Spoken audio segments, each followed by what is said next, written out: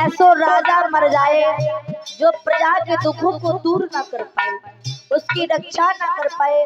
और ऐसा महाराज ऐसी प्रजा भी मरे जो अपने राजा की आज्ञा को भी ना माने।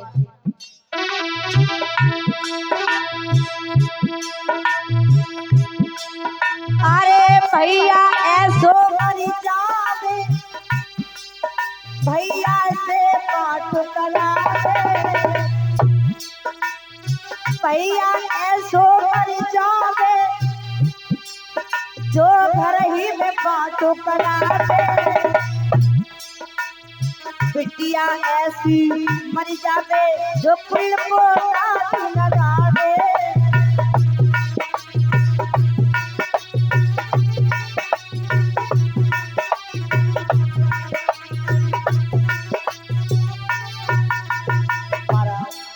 ऐसा भैया मर जाए।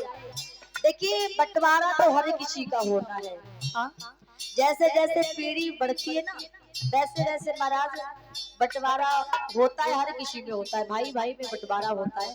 लेकिन हमें ऐसे बंटवारा करना चाहिए कि पड़ोसी भी जान ना पाए।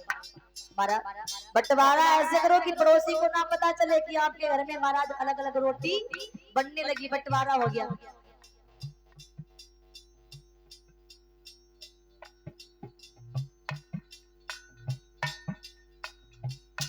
लेकिन महाराज हम तो यहाँ तक देख रहे हैं कि भैया भैया में यदि बंटवारा हुआ और जरा सी जमीन जायदाद या छोटे भैया के पास में पहुंच गई तो बड़ा भाई महाराज घर में बंटवारे के पीछे लाठी चली जाती है। जरा सी जमीन या मेड़ ज्यादा महाराज टेढ़ी मेढ़ी हो गई तो बाकी पीछे गोली चली जाती है। और देखा है हमने बंटवारा जब होता है ना तो महाराज भाई भाई को ही मार देता है। लेकिन याद रखना जमीन जायदाद चली जाएगी दोबारा मिल जाएगी, लेकिन मैया जाओ भैया चलो को दोबारा मिलने वालों नहीं है। अरे अपने घर में ही तो रहेगा, थोड़ा भाई के पास में ज्यादा हो गया तो क्या फर्क पड़ता है। लेकिन आज के समय में लोगों के पास में तने की भी प्रेम नहीं है। पहले एक कमरा हुआ करता था, चार भाई भाई एक कमरा में रह लेते थे। अब तो अलग अलग कमरा है, बच्चों के अलग अलग कमरे हैं, महाराज अलग अलग मकान है, लेकिन फिर भी प्रेम तने की भी नहीं है। छोटा भाई को खाने को दौड़ रहा है और बड़ा छोटे को खाने को दौड़ रहा है।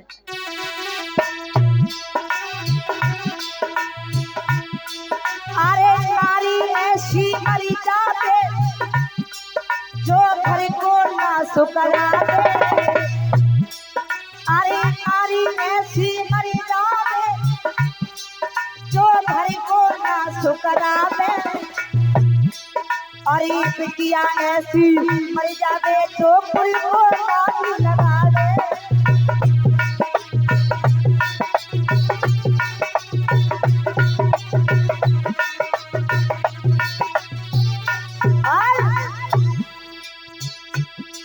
अरे पंडित ऐसो मर जावे घर में बकरा कटवावे,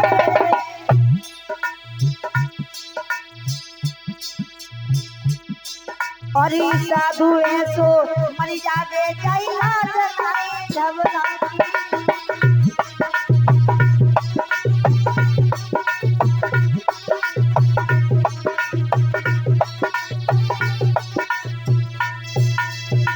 भैया ऐसो पंडित मर जाए जो अपने घर में महाराज जीव हत्या करे।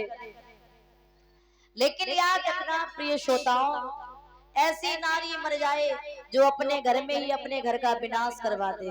क्योंकि भाइयों याद रखना, मैं भी एक औरत हूँ, ऐसी बात नहीं है, मैं भी नारियों की लाइन में आती हूँ।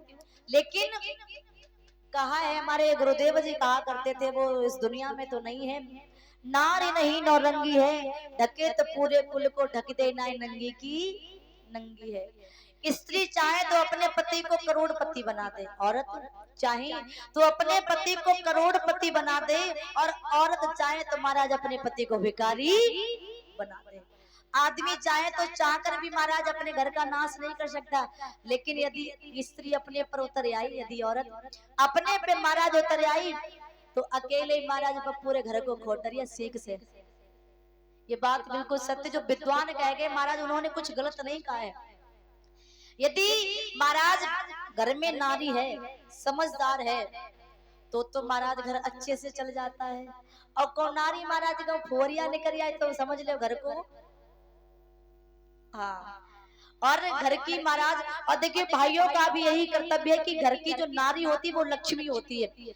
यदि नारी का सम्मान करोगे, क्योंकि नारी से ही महाराज नर बनता है, नारी से ही नर बनता है, और नारी इस महाराज सृष्टि की जननी है। यदि इस नारी का सम्मान करोगे तब तो महाराज ठीक है। क्योंकि जिन घरों में नारियों का सम्मान नहीं होता है, जिन घरों में स्त्रियों का महाराज सम्मान नहीं होता है, अपमान होता है, उस घर में कभी मैया लक्ष्मी निवास नहीं करती है। लेकिन मेरे भैया याद रखना